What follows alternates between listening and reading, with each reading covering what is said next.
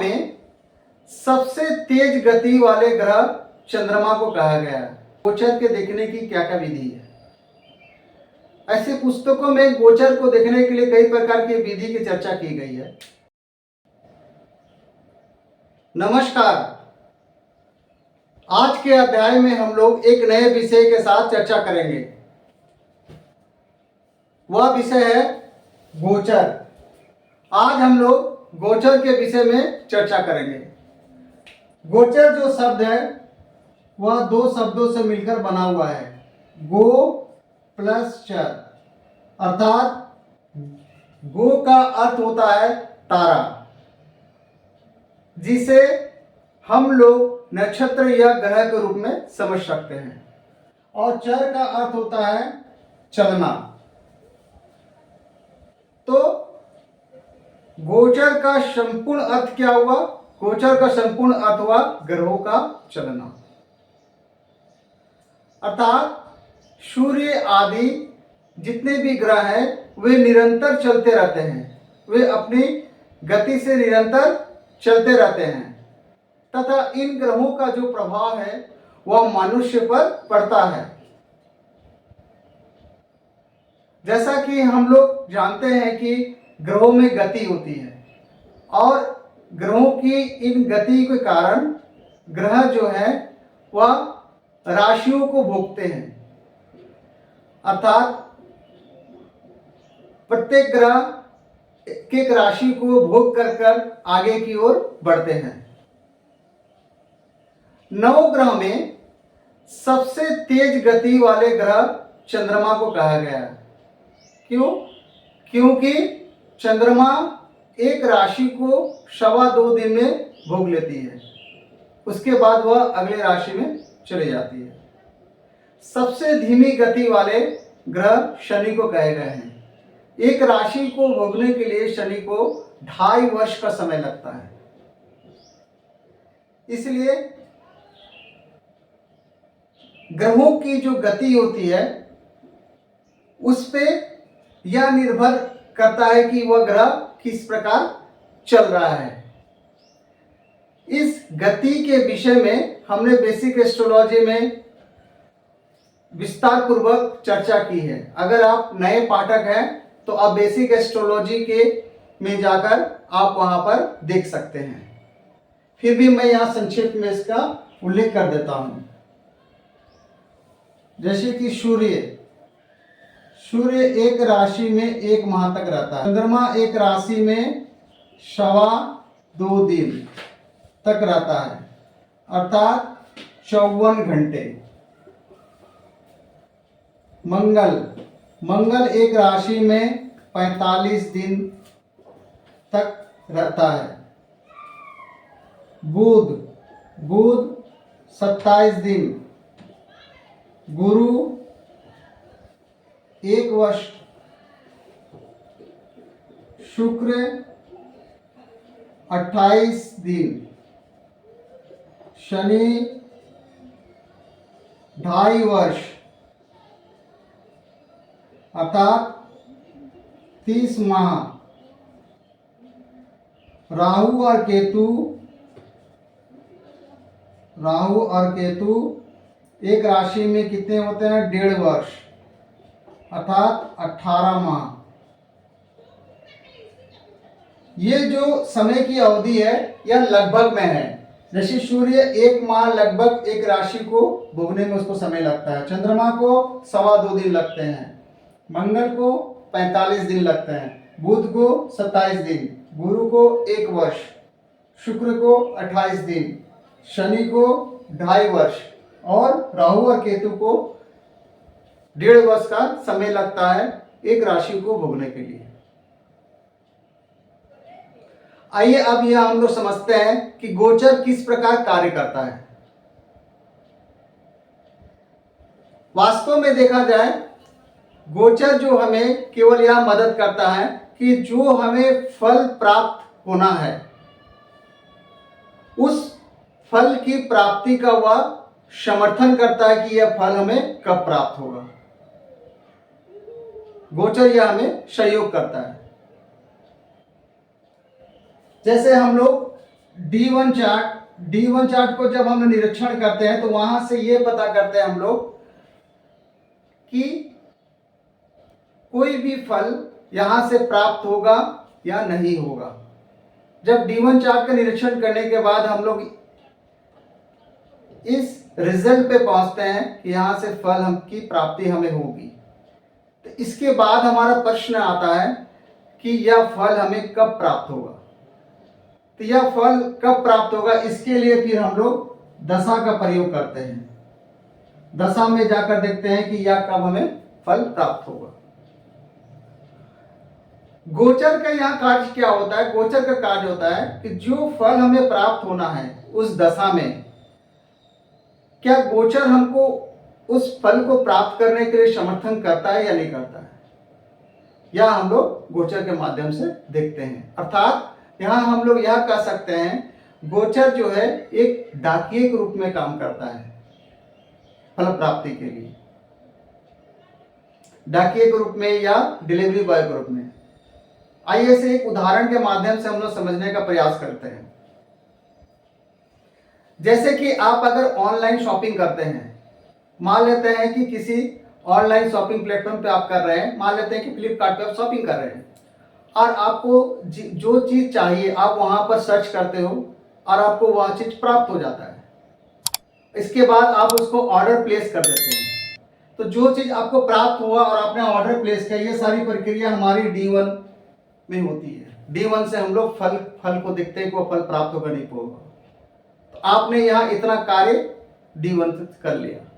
इसके बाद जो कंपनी है वो आपको सामान बेचती है, तो उसमें ये बताती है कि आपको शिपिंग कर दिया गया है और 7 दिन के अंदर आपको सामान डिलीवरी हो जाएगी। तो वह आपको एक निश्चित समय दे दिया कि 7 दिन के अंदर प्राप्त होगी। वह हमें दशा के रूप में प्राप्त होता है।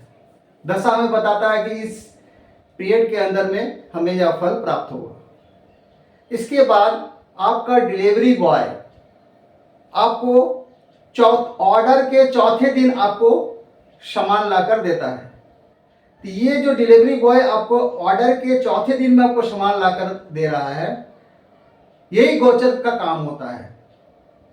गोचर यही समर्थन करता है कि वह फल जो है वह हमें कब प्राप्त होगा, वो हम लोग गोचर के माध्यम से देखते हैं। यही काम गोचर का होता है। तो उम्मीद करता हूं कि आपको गोचर यहाँ उदाहरण के माध्यम से भली भांति समझ में आया होगा। आइए अब हम लोग इस टॉपिक को आगे बढ़ाते हुए ये समझते हैं कि गोचर को कैसे देखते हैं या गोचर के देखने की क्या क्या विधि है। ऐसे पुस्तकों में गोचर को देखने के लिए कई प्रकार की विधि की चर्चा की गई है। जैसे गोचर को जन्म नक्षत्र के द्वारा भी देख सकते हैं। दूसरा, सूर्य आदि 7 ग्रहों को लग्न बनाकर तथा जल लग्न को लग्न बनाकर भी हम गोचर देख सकते हैं। परंतु इन सभी में सबसे प्रमुख विद्या बताई गई है गोचर को जन्मकालीन चंद्रमा को लग्न बनाकर देखने के लिए। अर्थात फल दीपिका पुस्तक में गोचर अध्याय के प्रथम श्लोक में इस बात की चर्चा की गई है कि गोचर का फलादेश करने में चंद्र लग्न की प्रधानता है। अर्थात जिस समय हमें गोचर का विचार करना है उस समय सबसे पहले हमें एक चंद्र कुंडली की निर्माण करनी चाहिए और उस चंद्र कुंडली के माध्यम से हमें गोचर के फल को कहना चाहिए। चंद्र कुंडली कैसे बनाते हैं? चंद्र कुंडली बनाने के लिए हमारे जन्मकालीन चंद्रमा जिस राशि में स्थित है उस राशि को लग्न में बिठाकर चंद्र कुंडली का हम लोग निर्माण करते हैं। अर्थात जन्म के समय जिस राशि में हमारा चंद्रमा स्थित होता है उसे जन्मकालीन चंद्रमा कहते हैं, उसे राशि भी कहते हैं। तो जो भी राशि वहां स्थित है उस राशि को लग्न बनाएंगे तो वह चंद्र कुंडली का निर्माण हो जाएगा। इसके बाद चंद्र कुंडली के निर्माण करने के बाद इसके बाद हम लोग यह देखेंगे कि कौन कौन से ग्रह कहाँ कहाँ जा रहा है, वह शुभ या अशुभ फल करेगा, इसका विचार हम लोग करेंगे नियम को लगाकर। आइए इसे हम लोग एक उदाहरण कुंडली के माध्यम से समझेंगे कि किस तरह हम लोग चंद्र कुंडली का निर्माण करते हैं। यह एक लग्न कुंडली है किसी जातक का।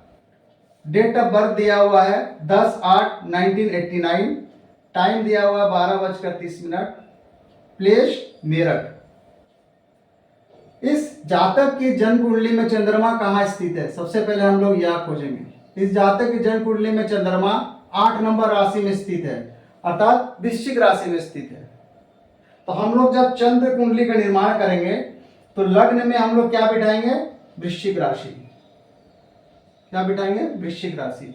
अब इसके बाद 8 के बाद या 9 या 10 या 11 या 12 या 1 2 3 4 5 6 7, यह हमारा चंद्र लग्न की कुंडली का निर्माण हो गया। अब हम लोग क्या करेंगे, जो जिस दिन का हमें गोचर देखना है उस दिन का गोचर को हम लोग नोट कर लेंगे। उदाहरण के लिए हमने यहाँ एक गोचर लिया हुआ है, डेट है 13/4/2024। हमने आज का ये गोचर लिया है, टाइम 10 बजे, प्लेस मेरठ यूपी। इस समय जो गोचर है, सभी ग्रह जो गोचर कर रहे हैं वह कुंडली का निर्माण इस प्रकार है। यहां पर हम लोग क्या करेंगे, जो भी ग्रह जैसा गोचर कर रहा है, जिस राशि में स्थित है उसी ग्रह को उसी राशि में हम लोग चंद्र कुंडली में रख देंगे। अर्थात जैसे चंद्रमा 2 नंबर राशि में है तो चंद्रमा को हम लोग यहाँ पर 2 नंबर राशि में बिठा देंगे। ये जो चंद्रमा है ये जन्मकालीन चंद्रमा है और ये जो चंद्रमा है गोचर का चंद्रमा है, दोनों को अलग रखना है, इसलिए इसको हमने सर्कल कर दिया। इसके बाद गुरु मेष राशि में है तो गुरु को कहां स्थित कर देंगे हम लोग, मेष राशि में। इसके बाद 12 नंबर राशि अर्थात मीन राशि में कौन कौन सी ग्रह है, राहु है, सूर्य है स्थित है, शुक्र है और बुध है। 11 नंबर राशि में कौन कौन ग्रह स्थित है, मंगल स्थित है और शनि स्थित है। केतु 6 नंबर राशि में स्थित है। तो यह हमारा एक गोचर कुंडली बन गया। अब यहां गोचर कुंडली में हमें क्या देखना है कि जो ग्रह है कि कौन कौन से ग्रह कहां स्थित है, वह शुभ है अशुभ है। तो उदाहरण के लिए हम लोग समझते हैं, जैसे मंगल कहां स्थित है, तो हम लोग चंद्र लग्न से देखेंगे कहां स्थित है मंगल। तो 1 2 3 4 मंगल चंद्र लग्न से चौथे भाव में स्थित है, अर्थात मंगल चौथे भाव से गोचर कर रहा है, इस प्रकार हम लोग कहेंगे। शनि भी चौथे भाव से गोचर कर रहा है। उसी तरह हम लोग राहु को देखेंगे, सूर्य, शुक्र और बुध, ये 4 ग्रह लग्न से 1 2 3 4 5 चंद्र लग्न से यह ग्रह 5वें भाव में गोचर कर रहा है। इसके बाद गुरु 1 2 3 4 5 6 चंद्र लग्न से गुरु 6ठे भाव में गोचर कर रहा है। इसे इस प्रकार हम लोग पढ़ेंगे। चंद्रमा 1 2 3 4 5 6 7 चंद्रमा 7वें भाव में गोचर कर रहा है और केतु 11वें भाव में गोचर कर रहा है। अब ये गोचर सभी ग्रह के गोचर जो शुभ होंगे या अशुभ होंगे, इसे हम लोग अध्याय नंबर 2 में समझेंगे कि कौन सा ग्रह शुभ होगा, कौन सा ग्रह अशुभ होगा, कौन सा भाव में शुभ होते हैं, कौन से भाव में भी अशुभ कहे गए हैं। इसकी चर्चा हम लोग अगले अध्याय में करेंगे विस्तार पूर्वक। उम्मीद करता हूं कि आप लोगों को चंद्र कुंडली कैसा निर्माण करते हैं, उस पर गोचर कैसे देखते हैं, यह समझ में आया होगा। परंतु एक प्रश्न और है इस पे उठता है कि गोचर के फल को कहने के समय चंद्र कुंडली की ही प्रधानता क्यों है?